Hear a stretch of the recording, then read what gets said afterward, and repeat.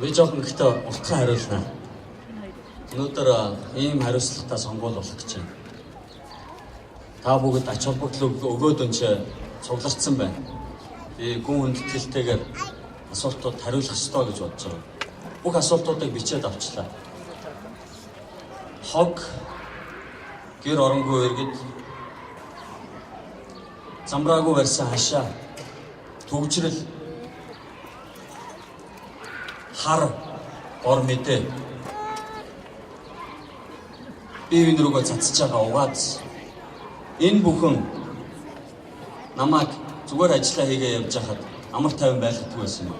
Та нар ч гэсэн тэрийг хараад бас зүгээр суугаад байх гэж боддгоо учраас 28-нд очиод сонгуульдаа саналаа өгнө гэдэгт итгэлтэй байна. Өөрчлөлтийг бол сэтгэлээс нь хийх ёстой. Хогийг хүн хайна. Хашааг хүн барина. Төгжрлийг хүн бий болгоно.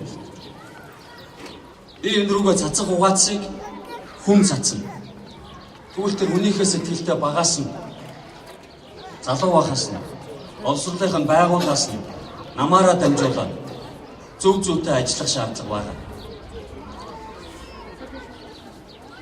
Улс төрийг би сонгоцсон гэхэд бас жоохон арай өөрийгөө дөөлгцсэн юм болох болов. Улс орон маань шийдэх асуудал зөндөө шийдэж байгаа арга барил нь тиймчих оновчтой зөв зөвтэй байгаагүй гэж бодсон. Би улсын их хурлд нэр дэвшиж байгаагүй.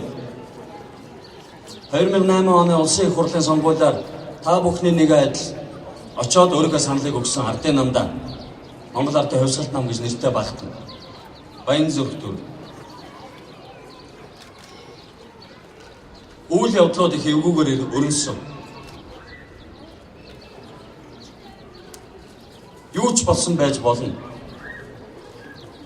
Гэхдээ цөөнх засгалдаг, цөөнх засгийн эрхийг хууль бус аргаар авах улмаар Монгол улсын тусгаар тогтнолыг бидэнд хайрлаараа, хамгаалаараа, хадгалаараа, нандинаараа гэдээ үлдээсэн тусгаар тогтнол маань юу болох вэ гэдэг сэтгэл эмзэгнэс. 2008 оны сонгуулийн дараа хичнээн 100 жил яаж их тэмцэж байгаад хичнээн манай аав, өвөө нар маань, өв дээдс маань амь насаа хайрлаггүйгээр тэмцэж энийг олж авлаа гэдгийг бодсон.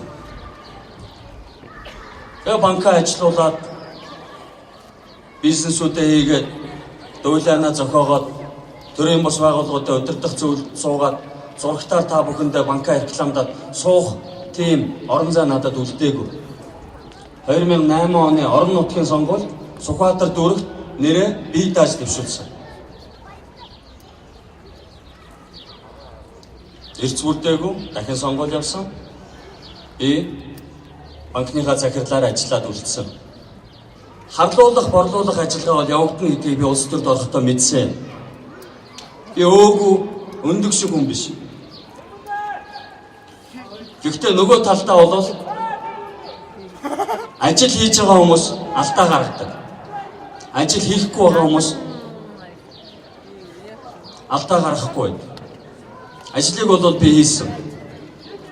Хувийн хөвшилчдэр, иргэний нийгэмчдэр, өнөөдөр төр засагтаачдэр та бүхнийхээ нэрийн өмнөөс тэрэндээ би итгэлтэй байгаа. Талх судлаачаар, түүх судлаачаар дурдж байгаа. Би тэрэнд баярлаад байгаа. Авилгачаар, хулгайчаар, дээрэмчнэр дуудаагууд нь баярлж байгаа. Тэгж чадахгүй юм чинь би та нарын өмнө баяртай баясгалтайгаар итгэлтэй та бүхний сонголтод итгэлтэйгээр зогсож байгаа.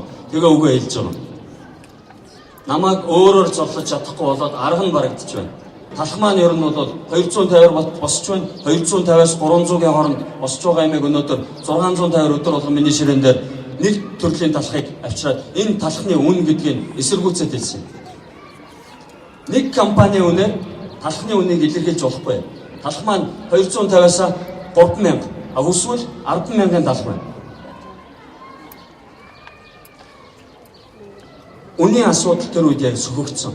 Бензиний асуудал. Манай нөгөө талын нөхдүүд маань ардын засгаас гарахдаа зүгээр гарахгүй хаяага хадарчаа гарсан. Та нар мэдчихэж байгаа. бензиний үнийг нэм гэдэг үүрэг өгчөөд үнийн зөвлөл дээр гараа явсан. Тэрнийг тогтворжуулахын төлөө бид нар ажиллаж байна. Бензинийг тогтоосон. Бүх татваруудыг тэгэлсэн. Одоо уул уурхайн компаниудад бензинийг татвартай өгдөг болох шийдвэрийг гаргасан. Өнөөдөр нөхдүүд маань махны үнийг буулгах тал дээр бол дэндүү улс төржүүлж байна.